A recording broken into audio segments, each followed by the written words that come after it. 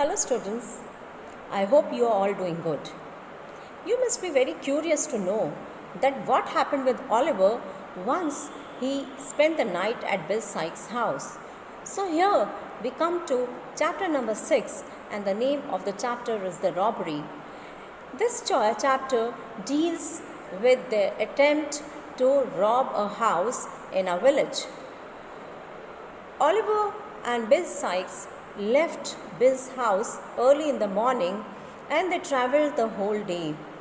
And late in the evening, they reached to a ruined cottage in the country. They went inside the cottage and there was a man waiting for them.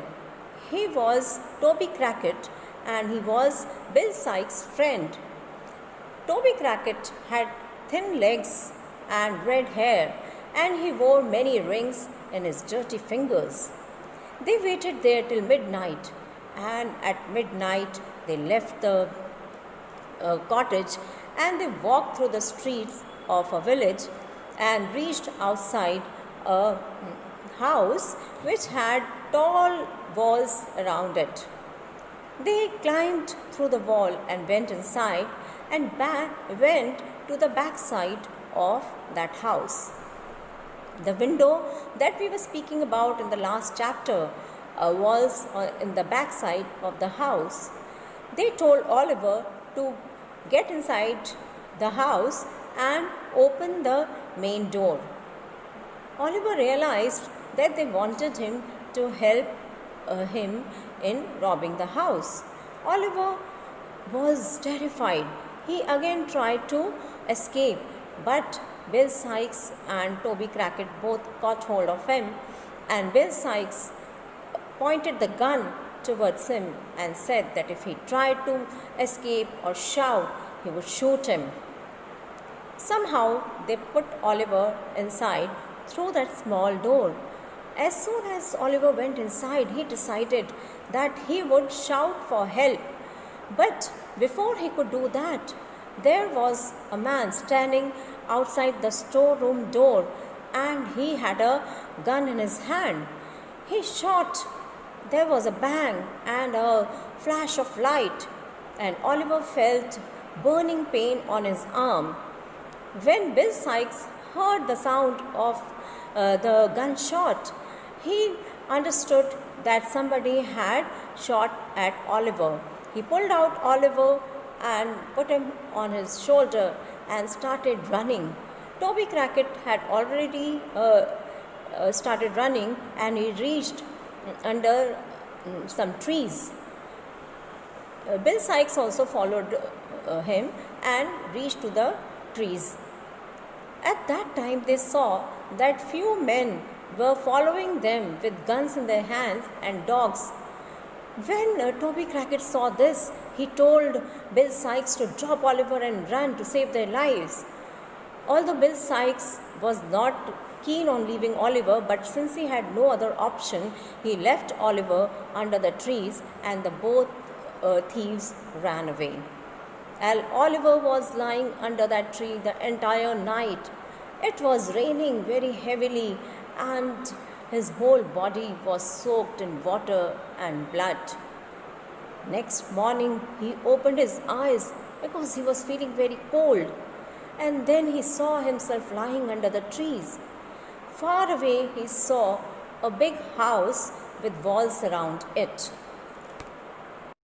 Oliver decided to take help from the people who lived in that house. He somehow managed to stagger and reach outside the house. He knocked at the door and fainted on the doorsteps.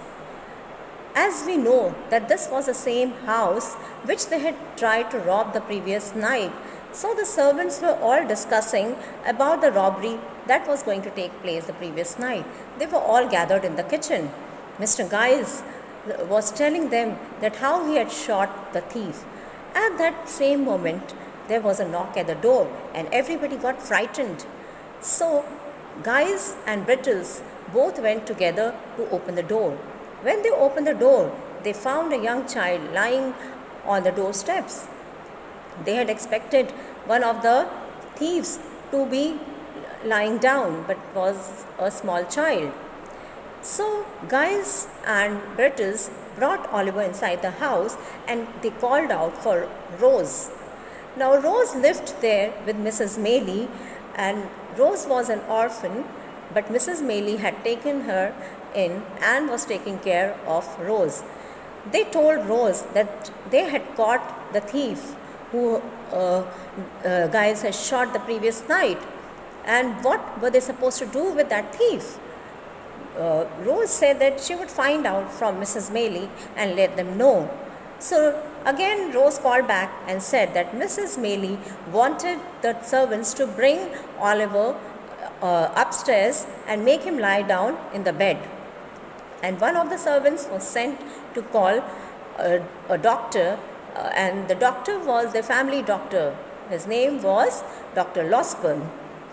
Dr. Losberne came, took care of Oliver's wound, bandaged it, and then he came downstairs and asked Mrs. Maylie whether she had seen the thief. Mrs. Maylie and Rose said that they had not.